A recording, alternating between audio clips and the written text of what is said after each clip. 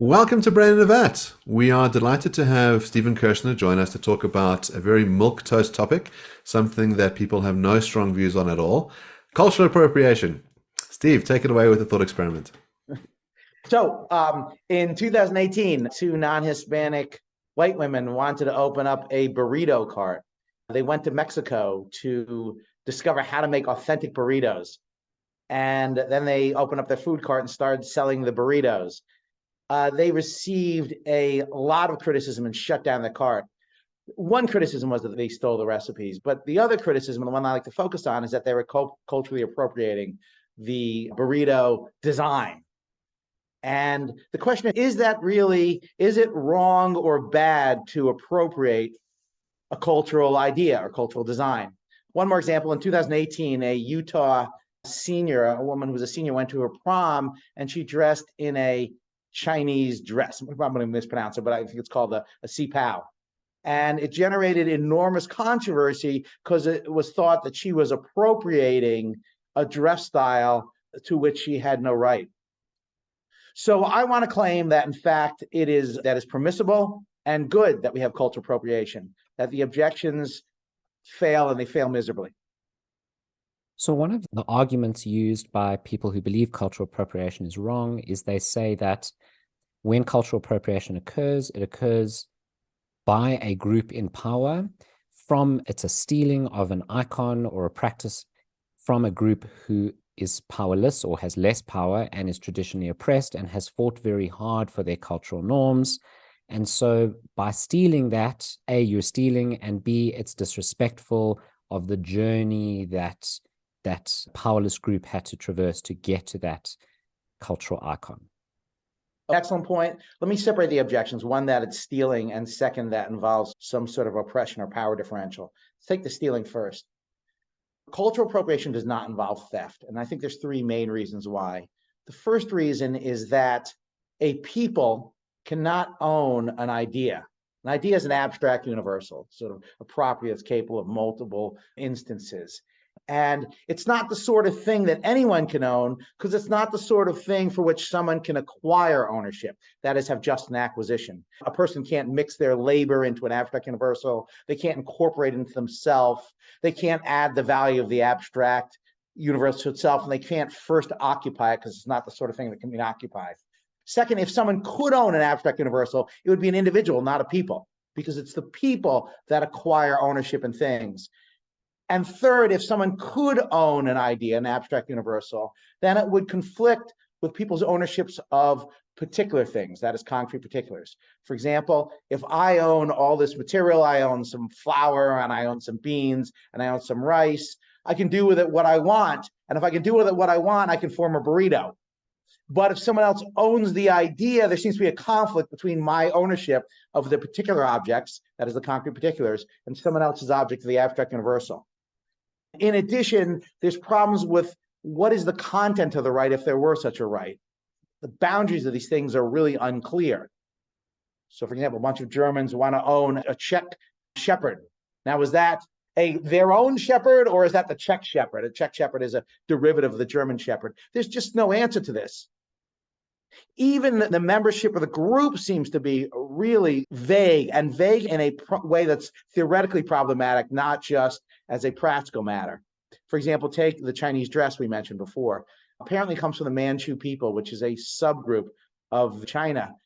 And you wonder, is the relevant owner of this idea, is it the Manchu people? All the Chinese, do the Han Chinese, which are the majority, get included? There does not seem to be a right answer to this. And the fact that there does not seem to be a right answer to this tells us that probably because there is no right answer. Even how the group owns it. Imagine that someone wanted to sell the right to this dress, right? They wanted to sell it to Walmart for a high enough price. What's the decision procedure? If there were such a right, there presumably would be a decision procedure, but there's not. It's not clear if we have to have the majority vote, unanimous consent, a supermajority, a majority weighted by the intensity of preference. So, one, it's not clear that people can own an idea. Second, it's not clear that we have that there's a right answer with regard to how the right functions. But third, if there is such a right, then the right is independent of oppression. And this brings us to the second point. That is, stealing's wrong period. It's wrong whether you steal from a person who's poor, disadvantaged, or oppressed, or from a rich person who's advantaged and not oppressed. But none of the people who seem to be opposed to cultural appropriation seem to have any problem with disadvantaged people using Western ideas. Consider things like government with checks and balances, or calculus, or Western medicine, or Beethoven, or reading John Locke. So the lack of symmetry is striking. It tells us two things. It tells us, one, that a people do not own an idea. And two, it tells us that even if a people do own idea, it's not going to work in the way in which current people who are currently opposed to cultural appropriation think it will, because it will tell us that you really should not be playing Beethoven in Sudan, or you really should not be using Western medicine among the indigenous people in Australia. And no one thinks that. And that's because the opponents of cultural appropriation do not have a consistent position. They cannot establish a right, which is necessary to show that cultural appropriation is wrong. And even if they could show a right, they can't show that it's linked to oppression. So I want to try and come up with some counters. So first of all, if we think about the term appropriation, and often we think of it as a deprivation. So if I appropriate your car, I have the car that you once had and you no longer have a car. If I take your idea, it's not clear that you are deprived of the idea. You retain it. I've just made a copy. But let me give you a case. So let's say I decide I'm going to write a novel for sale, and it's going to take me a fair amount of time to write this novel. And so I create a crowdfunder online, and I get 10,000 people to contribute to it. And in exchange, I say, you all get a right in the novel. Okay, you'll all get a percentage of the copyright and a percentage of the sales that are done. Now, I obviously can't copyright any particular word. Words are not copyrightable. Everyone can use those words. As you say, they're all freely available, like your flour and your wheat and your heat. But I can say that you cannot go, once I've made that novel and once it's out on shelves, you can't go and rearrange words so that they look identical to my novel. Once you do that, you've infringed on my copyright. And not just my copyright, but the copyright of the group. And it's actionable. So if you go and produce your version of my novel, which is identical, I can sue you, and all the other copyright holders can sue you. So that implies that you can have an intellectual property over things that others hold individual parts to, that it's not only individuals who can exercise those rights, but also groups, provided that they are properly part of the group. With regards to the question about the asymmetry, it might very well be the case that every culture can claim an intellectual property right to the things that have come out of their traditions, but it might be unseemly to enforce the right. So in a circumstance where your culture has an enormous amount of power and has done very well, that you have a right to restrain others from using it, but that there's a countervailing reason not to exercise the right. And that might explain why there's an asymmetry. Good, superb point. So one objection, so I'm separating that. One is that we have an analogy here to intellectual property. And in the same way you can own intellectual property, you should be able to own an idea. So my basic claim that you can't own ideas is mistaken as a metaphysical and a moral matter. And separately, that look, it just seems that if it comes out tradition of people do own something. Okay, you're absolutely right. Intellectual property under law, there are things like copyright, patent, and trademark, and people do own these things. And we would get very upset if someone stole them. But it looks like these have consequential justifications. A couple ways you can see that. One, it's just hard to see how people can own particular things, and also people can own abstract ideas. Take Leonard Skinner's Strong Freebird. If I own a sheet of paper and a pen and I write down the lyrics of Freebird, one of two things is true. Either I don't own the paper and it's full-blooded ownership of the paper and pen, so I can't write down what I want on it, or I do. And if I can write down what I want on it, I can write down the lyrics of Freebird.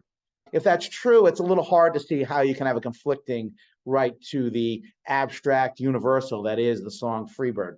Second, it looks like these sort of intellectual property rights are based on law, right? It's hard to believe in the state of nature that I couldn't copy someone's design for a particularly efficient form of wheel or some sort of leverage system, right? A block and tackle, for example. If it's not true in the state of nature, then it's probably not right-based. It's probably consequentialist-based. And also the boundaries of things are just really unclear. Imagine someone designs a brand new dance. Can they copyright, patent, or trademark the dance? If not, how is that different than the novel? And again, there are also the boundary issues. So I guess I think that because we wouldn't think there's such a right in a state of nature, and because it conflicts with rights to particular things, concrete particulars, that really consequentialism justifies this. And in law, you can see this in terms of how many years this right lasts. It doesn't go on forever. It has a limited time frame. And this suggests that we're doing a cost-benefit analysis. We want enough incentive for people to develop it, but also we want to favor the efficient dissemination of this as soon as possible, right? Think about the design for penicillin. We don't want people locking into the design for this in perpetuity because they might jack up the prices and no one would get access to it. Now, in terms of the traditions, the idea that you have a tradition, if a tradition owns something, again, it's a little hard to see how a people can own something. If Jason develops a brilliant idea, how do I gain ownership based on being a member of some group of which Jason is a member? How do I get ownership simply in virtue of being a member of some group of which Jason's also a member? And in addition, we're back to the question of how can you own abstract universals? One thing I should mention as well, there's an issue of whether you even have groups, right? So Jason has very strong views that there are no groups. And you might wonder, is a group a sort of thing that can own something? Individuals can, and collections of individuals like a partnership can. But what is a group above and beyond just a collection of individuals? And you might think that a partnership's ownership is nothing more than the right of A's ownership and B's ownership and C's ownership and contracts between them as to how to make decisions. But there is no such thing as a group. And even if there were, it wouldn't be a moral entity. I'm so proud that my view is now shared by one other person, Stephen. So let's put the group issue aside and let me try and give a consequentialist account for why cultural appropriation is wrong in at least some instances, because it harms individuals. So the kind of cases I have in mind are not the typical cases where someone stands up in a shrill voice, screaming and shouting that it is wrong to culturally appropriate because they're offended on behalf of another group, of which they're perhaps not even a member. Those kind of cases I find very uninteresting and unconvincing. The cases which are more interesting to me are cases where you individually feel offended because the group to which you believe you belong has a culture and one of those symbols, which is very personally meaningful to you, has been appropriated. So I'm going to give you a case which is meant to illustrate this and preempt one of your responses. So the case was, I was about 20 years old. I grew up with younger brothers, and my youngest brother had a bunch of friends. I think they were about 10 years old, and they had a birthday party. And when you put a bunch of 10-year-olds in a house, they run amok, and they went through all my stuff, and they did two things, right? So the one was, at the time, I was quite a religious Buddhist, and I used to meditate every day, and I had a meditation cushion, and I had a little sort of section quartered off in my room for my meditation mat, my meditation cushion, and they played catch with the meditation cushion, which, I mean, I think was quite suited to the task. It was like a nice size. It was quite light. It was perfect for the task of playing catch. And the second thing they did was they took I had a plate. When you're growing up in South Africa, I don't know if it's in the States, but a lot of children, to correct their teeth, wear a plate. It's an inlay where you bite into it, and they create a mold, and it straightens your teeth. Anyway, so one of them was wearing my plate, and one of them was throwing my, I can see Mark balking at wearing my plate, and the other one was throwing my meditation cushion around. And I was upset at both, but I was upset for different reasons. So at the plate, I was upset because that's a personal hygiene issue, but I was upset that they had intruded on my possessions. But when it came to the meditation cushion, I was upset for those reasons and another one. And the other one was, but hold on, this item has religious significance, and it's being tossed around like it has no religious significance. And so I felt in some way personally offended. So it seems to me like on your account, they are both cases of the plate, the bite plate, and the meditation cushion. The reason it's wrong for them to have used them the way they did is because they're using my property. it's some form of theft or some form of unconsented use of my property. But in the meditation cushion case, it seems like there was something wrong in addition. And that in addition was at least my feelings about it, which were consequences of their action, which suggests that it was wrong for that reason. But my feelings were very much around it belonging to a certain tradition, a certain religion, and that their use of the meditation cushion as a toy was not an appropriate use of that symbol. So I worry that your account doesn't, it would conflate the wrongness of both cases as the same rather than explain the difference. Good. So a real point, and to tie it into cultural appropriation, you might think, look, what makes cultural appropriation wrong in either all cases or most cases is that it involves an insult. And the insult really is the wrong maker here, and that's the problem. And that explains what's wrong to use the meditation cushion in a way different from the dental plate. Okay, a couple things here. Number one, insult is independent of cultural appropriation. You can insult someone without culturally appropriating things. You can culturally appropriate without insulting them. In fact, we often seem to culturally appropriate in a way which is not insulting but complimentary, right? So if you have the football team in Washington, D.C., name themselves the Redskins, they didn't do it because they went to insult the Redskins. It's the opposite, because they appreciate the features of the Redskins. Or if you have the Notre Dame Fighting Irish, this is not meant to insult the Irish. It's to celebrate the fighting spirit and the great attitudes and just overall greatness of the Irish people. Yeah, so they're just independent. But let's take the notion that insulting is itself wrong-making. This is not in the least bit obvious to me. I know in ordinary life, we take this as wrong to insult someone, but it's a little hard to say why for a few reasons. Number one, it seems that it's not always wrong to insult someone. You can insult someone who's really done wrong or bad things. Insulting Hitler or Mao or Stalin or Pol Pot seems to be perfectly permissible. Also, it's not clear that you can't engage in harmless insulting. Imagine that the three of us make a bunch of jokes about Australopithecus. What a dumbass those Australopithecus are. We haven't harmed the Australopithecus. It's not clear there's a wrong-making feature. What I think is going on here is I think that what happens in insult is that the person who's insulting is vicious. That is, we see a bad feature of the person, not that they do a wrongful act. Otherwise, it's a little hard to see why I have a right against being insulted. I don't have a right with regard to what you think. I don't own your mind. I don't have a right with regard to what you say. I don't own your sort of mouth or what you put forth. If I don't own those things, why should I own the combination of that, what you express? In addition, there's lots of things that I might find insulting that you don't mean to say that are insulting. And there might be some things that you mean to say that are insulting that I find funny or enjoy. So it's a little hard to see, okay, what exactly is the wrong maker here?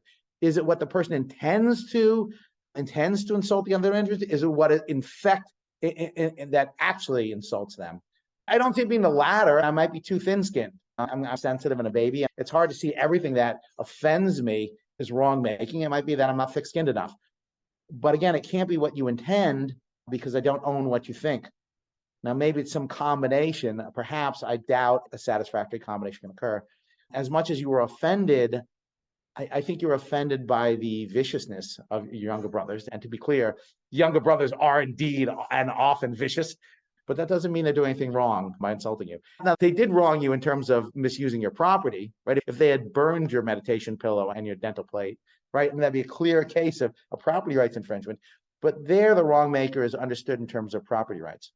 So I want to see whether we can't use similar reasoning to create a reductio. So the reasoning would go something like, so what you're saying is you can have insult without cultural appropriation and cultural appropriation without insult. And so the cultural appropriation is not doing the wrong here. It's the insulting that's doing the wrong, if there is any wrong at all. So I wonder if we can't use a similar methodology in a way that sounds absurd. So killing, right? It's not always the case that killing is wrong. And it's not always the case that, let's say it's not always the case that killing results in suffering that is unnecessary. And it's not always the case that unnecessary suffering involves killing. So it seems like they are distinct. And when you kill someone and it harms them, it's not the killing that's doing the harming, it's something else. It's the circumstances in which you do it, the way in which you do it, the something else, right? It's not the killing itself that's the problem. That obviously wouldn't float, right? Here's another example. Stealing. Stealing sometimes involves no harm. Sometimes it's not wrong. We can construct cases. Perhaps you're stealing to save a town. So you steal the nuclear bomb out from under the bomber or whatever it is. Sometimes stealing is not wrong. We can separate out the harm or the rights violations involved from the stealing itself. And so the stealing is not the issue. It's those other things. It's the rights violations or the harms that are the problem. And so when you steal something, you haven't necessarily done something wrong. But both of these cases seem misleading, right? So in certain cases, when you kill someone, we'd say it's the killing that was wrong. The killing was wrong. And when you steal something from me and I'm upset, we don't say it was the way in which you stole it, or we'd say it's the stealing, it's the theft that's wrong. So I wonder whether you're separating out the description of the action in a way that isn't, that is unkosher. You're separating out the cultural appropriation from the insult when actually in that particular instance of cultural appropriation, it's built in.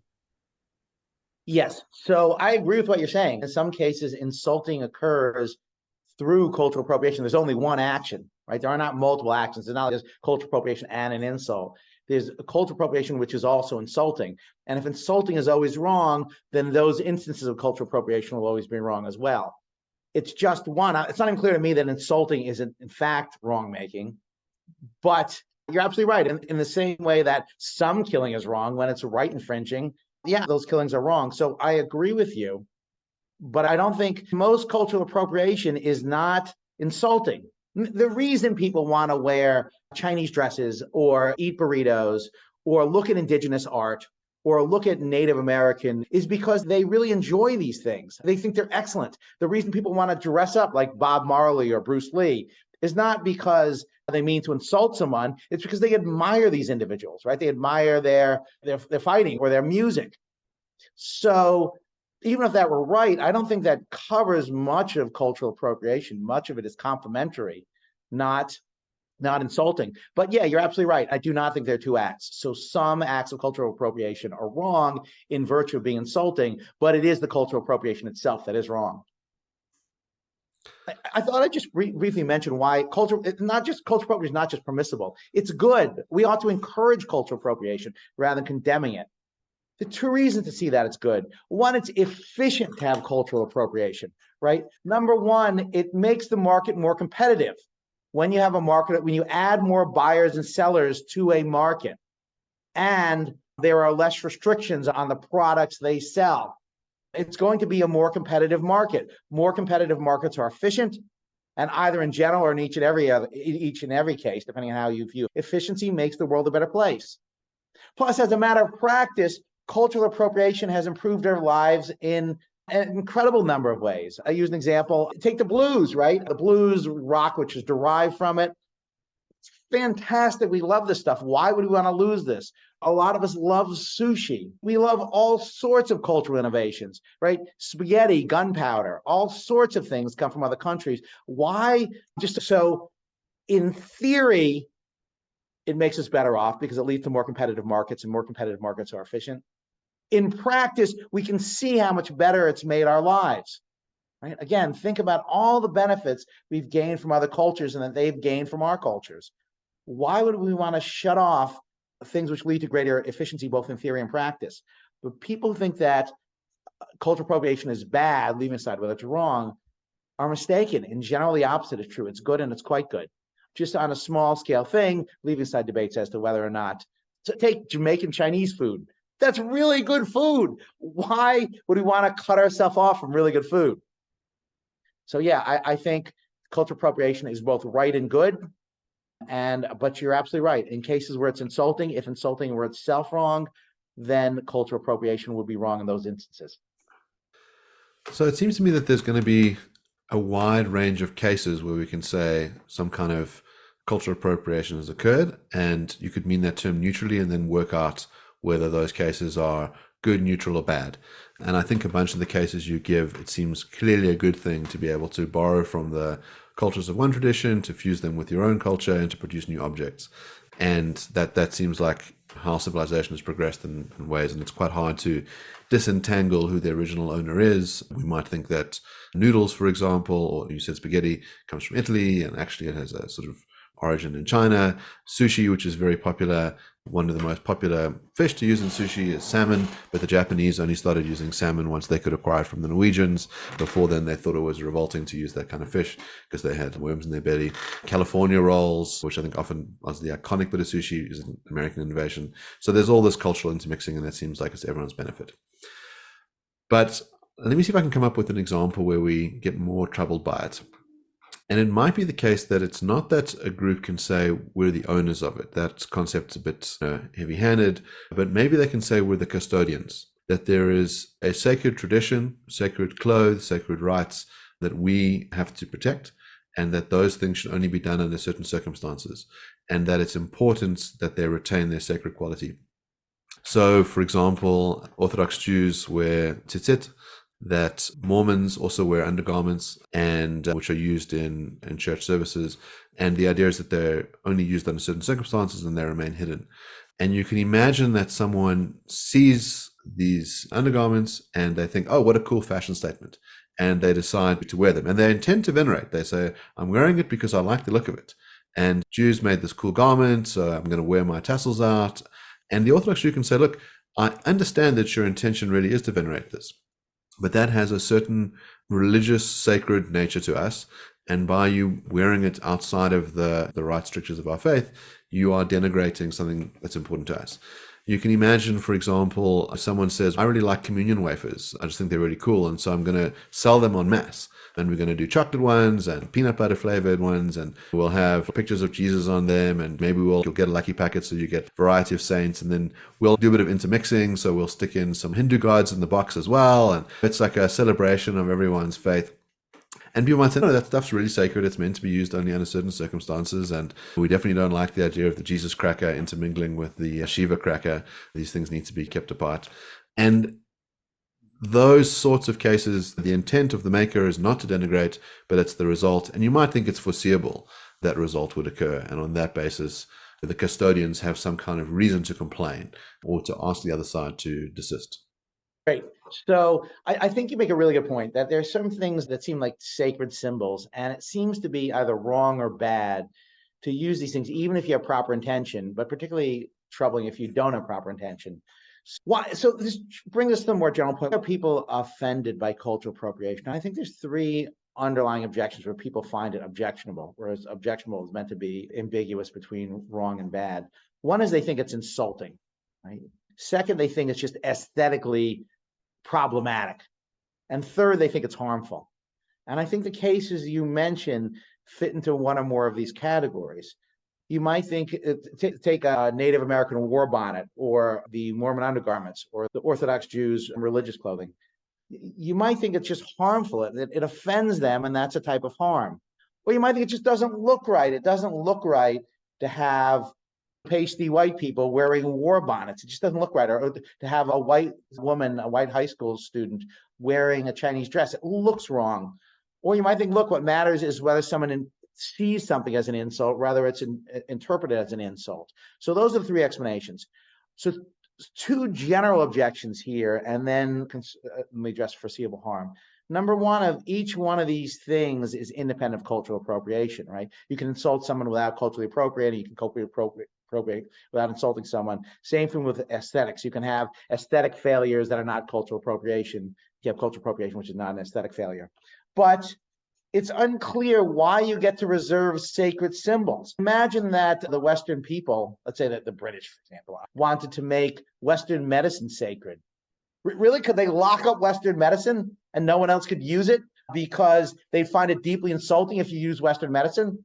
They can't lock up Western medicine. Why do the Orthodox Jews or the Mormons get to lock up certain clothing types? In addition, with regard to foreseeable harm, if foreseeable harm is not right infringing, it's a little hard to see what's wrong making about it. For example, if Mark wins a legal case, a case that he ought to win, and his legal brilliance leads him to win it, And this causes the opposing attorney and an opposing client of that attorney to be really depressed and sad and go under a depressive, suffer for real depression. It's not clear what the complaint is. Sure, Mark might have known it's going to really harm these individuals if he wins this case. But the fact is he ought to win this case. He was right, and he has a right to do, and his brilliance enabled it. It's hard to see why foreseeable harm is a wrong maker. So I guess what I would say about sacred symbols is the following. One, if you think it's insulting to wear a sacred symbol and you think an insult is a wrong maker, then that would explain these examples. But it's not obvious to me that insulting someone is a wrong maker. And it's not in the least bit obvious to me that someone can lock up their sacred symbols.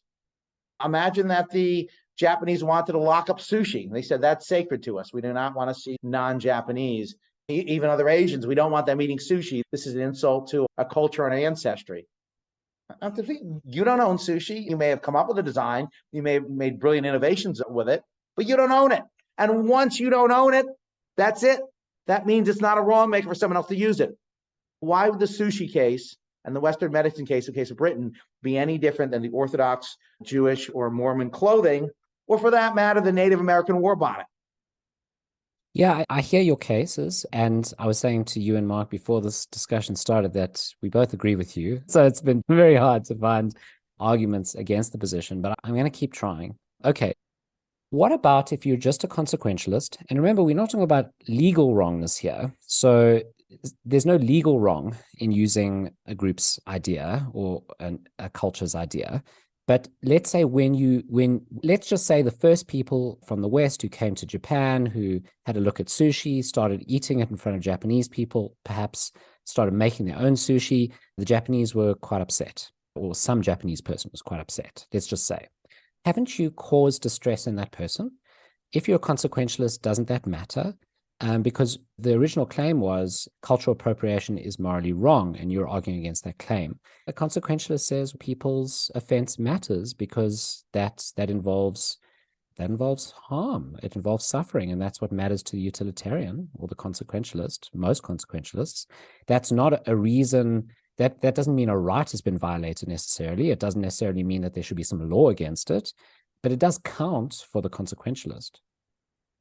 I think you're absolutely right. That's a superb point. And in fact, causing offense or causing harm in general is a negative on a consequentialist balance and absolutely should give it its full value.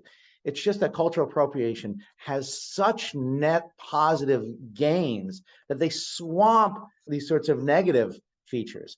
As mentioned, you just get a better market when you have more buyers and sellers and more people exchanging ideas, right? A sort of a greater exchange of ideas. To use the Portland case, why would you not want the better burritos, more authentic burritos? Do you benefit the members of Portland, even the Hispanic members of Portland, if you shut off access to the best burritos? I don't know if those women had the best burritos, but if they did, why would you ever want to shut off those best burritos? Or if you got this dress, which is especially pretty, or if you have other sorts of things which we take from cultures, why would we ever want to cut ourselves off to those things? One, it's a more efficient market, and more efficient markets always or almost always make us better off. Second, there's just an enormous gain that we can see as not just a theoretical matter, but as a practical matter. For example, Brazilian Jiu-Jitsu seems to have seriously improved the fighting effectiveness of judo. Now, you might think, okay, is that a cultural appropriation? And perhaps, again, you have individuation problems. Is this a new sport or just the old sport? I'm not sure there's a right answer to that.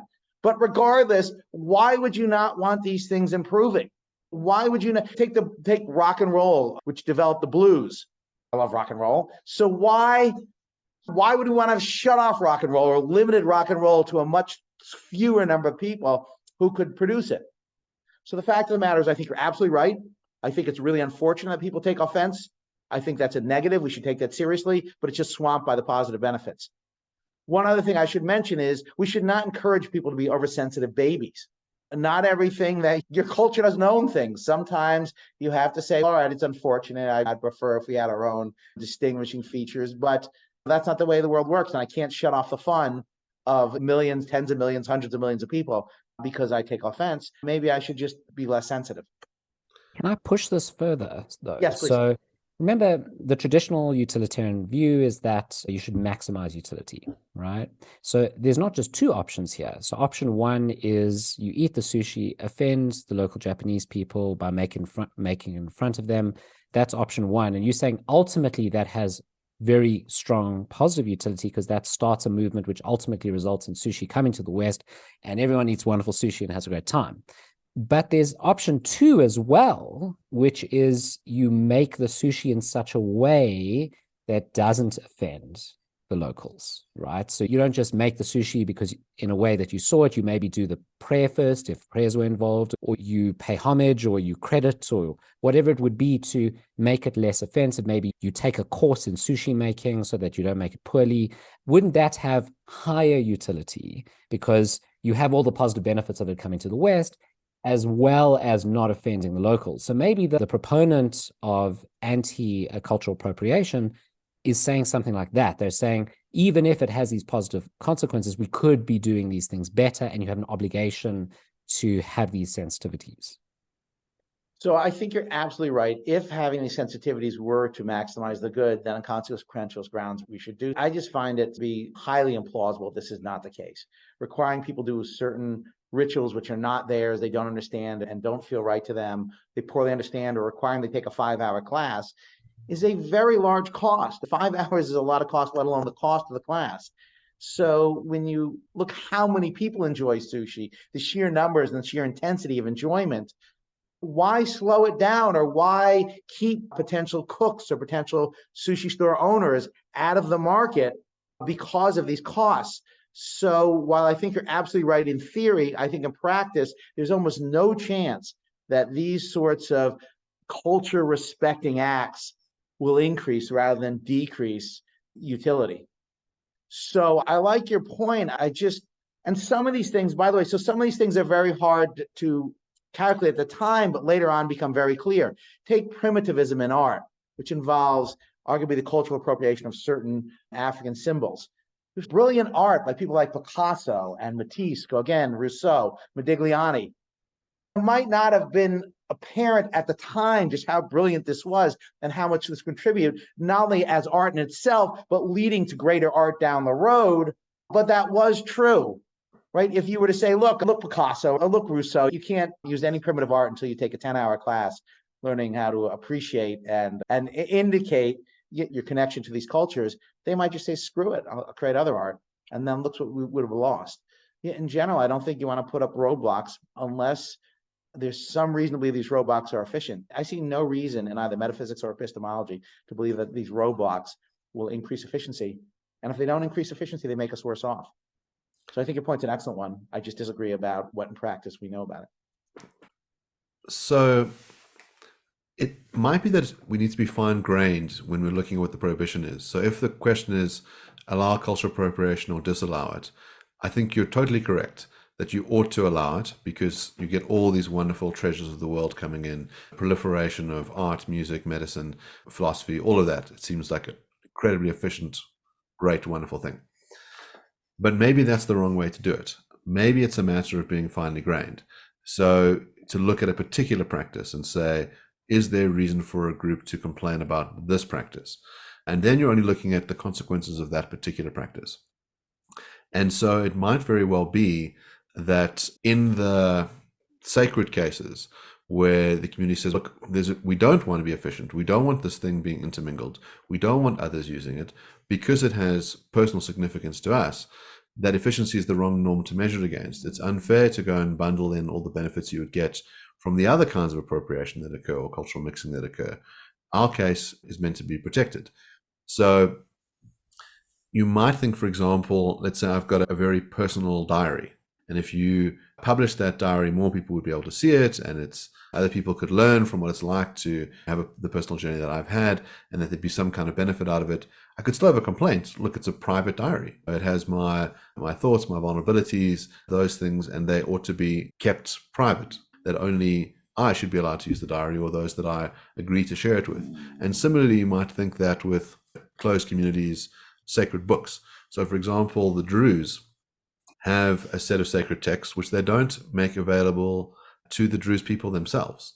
So you have to, at some point, opt into the faith at a certain age, and then you can make the decision to become part of the religious community within the Druze, and then you get access to the text. And it's seen as a really bad thing to make the text available to anyone else, even to insiders. So the text is meant to be a private text. And so you might think that you would do something wrong if you put the text up on a website or sold books of it or made clothing that had extracts from the text on it. And the argument is that we should be looking at a case-by-case basis. And in that case, it seems like there's some strong reasons not to engage in the appropriation. And those reasons might not exist in a whole bunch of other cases. No problem with wearing kimonos. They look great on you regardless of your racial background. No problem combining sushi and tacos. Like, everybody gets a better looking tasting product. But that there's some things where there's a reason not to do it. Yeah, so two excellent points. One is that we need to use a more fine-grained approach. So rather than talk about cultural appropriation in general, we need to say cultural appropriation about the Druze sacred text or some other thing like that, like the Native American war bonnet or a New Zealand native dance or certain Native American symbols. That we need to focus that it's item specific, not a general feature. And second, which is distinct from the first, that really this is peering to someone's diary. It's just inappropriate. It's a violation of someone's right. Either it's a basic right infringement, which two philosophers, Nagoyan and Stroll, seem to suggest that we don't need a further explanation, or we have an explanation, but it's whatever explains why it's wrong to read someone's diary against the person's permission. That's what explains why it's wrong. So let's separate those out. One is the fine-grained notion.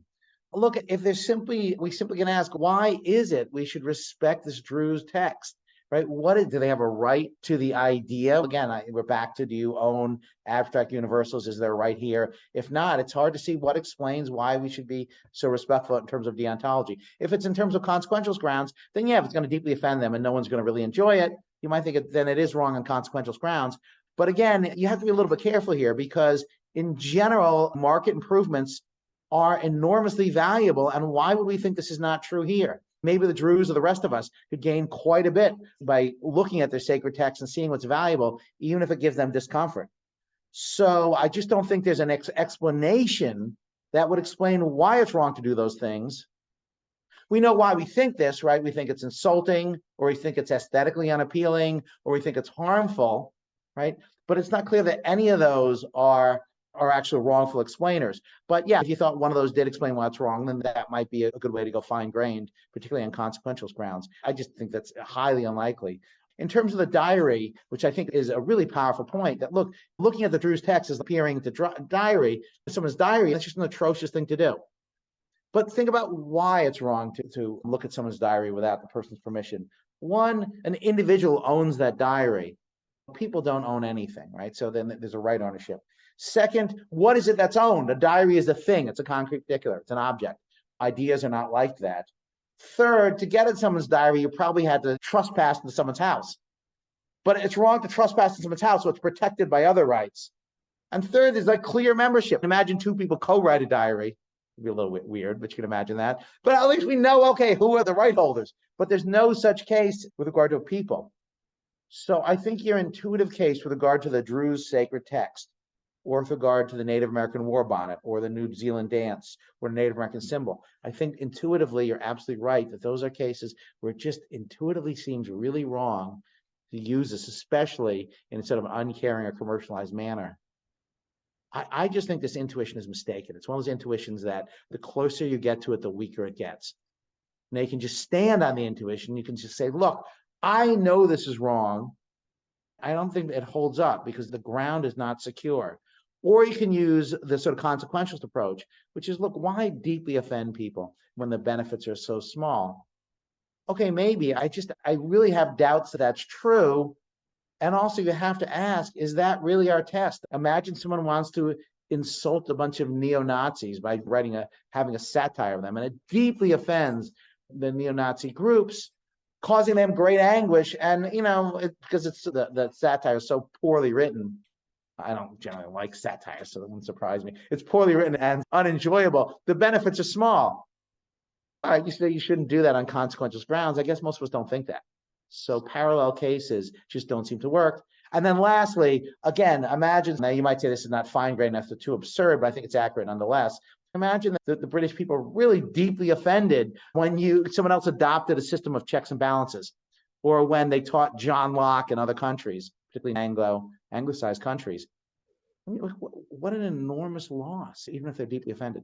So I guess, yeah, in theory, what you're saying makes sense. I just think it fails, both on deontological and consequential grounds. So the other issue that seems complicated to determine is if we say, who gets to claim the right? Who gets to say, we have a concern that you're appropriating from us? It's not like we do a poll among all the members of the group and you decide the majority of them are in favor of the object being shared or don't object and others do object. It's unclear who could become a member of the group if we're going to use the Fighting Irish example, for example. So Notre Dame has that as their logo. You've got a kind of short leprechaun guy with his hands up. You can imagine some people finding that insulting, that it reduces the Irish to the stereotype. Now, who gets to complain? Is it people who live in Ireland? There's a small number of people there. Is it the descendants of the Irish in America, which is tens of millions of people from what I understand? Do you have to say it's the leader of that community? What happens if the community disagrees? What if some people say, whenever I see the Fighting Irish logo, I feel nothing but pride and it's a wonderful thing and you're celebrating my tradition, and yeah, us Irish like to get drunk, beat the shit out of people and hide pots of gold under rainbows, that's our thing. And other people say, like, how dare you say this about us as the wonderful Irish people who speak Gaelic and have the sophisticated tradition that you would call us a bunch of drunks. Who gets to determine the fight?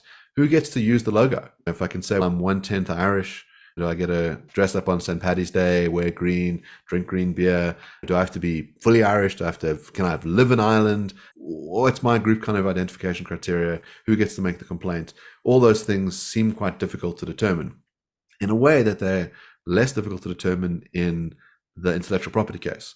I can show you, I have a right to this thing. Here's my trademark. I'm the original author. I have a copyright. Here are the statutes which protect those things. In this case, it seems rather nebulous. It seems that part of why there's so much uncertainty and asynchronous is that you just have some opportunistic individual who makes a complaint, who says, we don't like it that you're doing X. And then if they can get enough pressure, people cave. And someone else can do an identical thing and there isn't enough pressure, and so no one caves. And maybe there's internal division among leaders in the community, but the one side just has a bit more access to the press. And so everybody assumes that's the view of all Native Americans, is that you should never use the term Redskins. Maybe there's a minority position which is underexplored. So I think this is an excellent point. If there were a right that sort of justified the wrongness of cultural appropriation, it'd be really strange. So let me give you two examples which sort of develop the examples you have. Imagine that you have a bunch of yeshiva boys from Brooklyn and they want to dress up as Bob Marley for Halloween and play reggae music. And you say, okay, are they appropriating something which is Jamaican? Well, Bob Marley, on some accounts, is half white and in fact half Jewish. You think, and in fact, he wore a tie in some of the pictures. So do they have permission because he's half Jewish? Whereas Haitians, because they're neither Jewish nor Jamaican, they don't get to dress up as Bob Marley on Halloween? Or imagine you have a bunch of white Catholic school boys from Iowa and they want to dress up as Bruce Lee and from Fists of Fury and put on some of his best moves. You think, okay, is that appropriation? On some accounts, Bruce Lee is 1/4 white. He lived the first 4 years of his life in the US. He went to Catholic school. And in fact, his fighting style, Jeet Kune Do, he developed in the US. We can say, okay, look, what matters here? Does it matter the objective background of Bruce Lee or Bob Marley, or does it matter how people see them? Both have really strange results. It's really bizarre that the objective background matters, that we have to go back in time to whatever, the 1970s, the 1960s, to see what was in fact true of Bruce Lee or Bob Marley, to see who can dress up with him, as Halloween. It's a very strange notion that these objective facts determine Halloween wearing in 2023, determine who can wear what on Halloween. But maybe you want to go subjective. How do the groups view themselves? It's an odd view that how the individuals view themselves doesn't matter, but how the group views it does. So does it matter how Jamaicans in general view? Bob Marley saw himself as part Jewish. Why shouldn't Bob Marley's perception matter here? Or it's just very strange that you have rights based on how the individual group perceives himself or herself. Using the Redskins football team, one poll showed that the majority of Native Americans polled like the symbol that the Washington football team was using, right? As a side note, it's a lot catchier than the Commanders. So you might think, why, if there is such a right, we need like a decision procedure? So do we need a majority, a supermajority, a unanimous approval? There does not seem to be a right answer as to what the decision procedure is. In any case, because the majority, at least one poll, seems to support it, it's a little hard to see what the objection is. On Native American reservations, a number of the high school football teams are named the Redskins. It's really bizarre that it's okay to name football teams in the reservations, but not a professional football team. And again, even the content of the right is very strange, right? Where are the boundaries of the right? Is Jamaican Chinese food, or is it both Jamaican and Chinese? Is a Brazilian Jiu-Jitsu a derivative of judo, or is it its own sport? So, yeah, I just don't think we have as a Czech Shepherd, a type of German Shepherd, or is it a distinct dog that only the Czechs may own without appropriation? One, I just don't think there's a right answer as to where the boundary is. And it's not just a matter of vagueness. There's no justificatory fact that tells us what the boundary is, that tells us there probably is no underlying justification. The membership is very unclear. Again, I think the failure is not just standard vagueness. I think the failure is there's no justification. And in terms of how to exercise these things, there's just no right answer as to how decisions groups could make these decisions. If the Czech wanted to say these are the best dogs around, we want to give carte blanche permission for everyone to have a Czech Shepherd, how would they do that? What's the procedure there as a moral matter, not as a legal matter? I don't think there's a right answer. So I think you raise an excellent point. The notion that there is such a, it's just wildly implausible. And yet defenders of cultural appropriation need such a, unless they're going to go consequentialist. So because they need a right, there's no right for those three reasons, right? Content, membership, and the exercise of the right. It's just an implausible position. The real issue is, I think, whether we should have contempt for arguments regarding cultural appropriation, right? Whether we should take them seriously whatsoever. And I think that's an interesting issue, but that's separate from whether or not it's a true position. It's not.